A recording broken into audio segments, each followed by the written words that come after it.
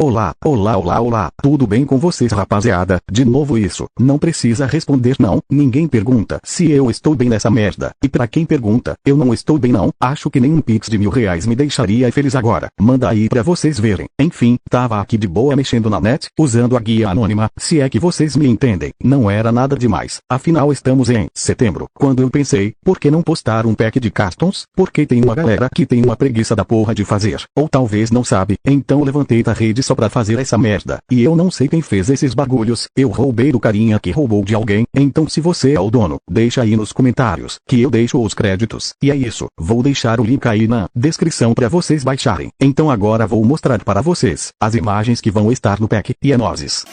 You're a superhero.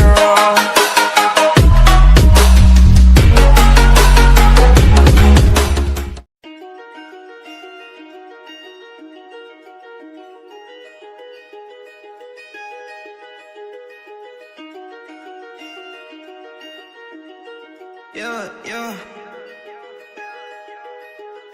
She wanna go and just leave me, I swear she be playing too much.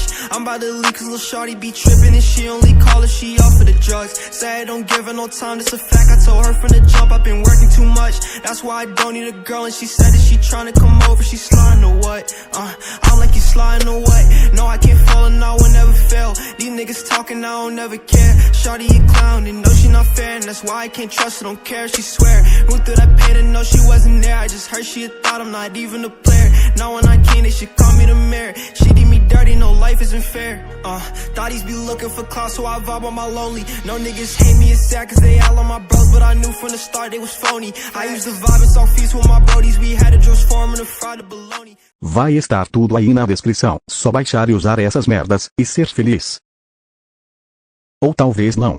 Bom, esse foi o vídeo de hoje, na verdade eu nem ia postar vídeo hoje, mas eu pensei, é melhor ter um trem pequeno, do que não ter, indireta pra morena que me trocou, enfim, fiquem com Deus, e o mais importante, não usem drogas perto da polícia, falou, fui. Já foi assaltado? Claro que não! Quem que faz é louco dessa tão super chantão? Já foi assaltado?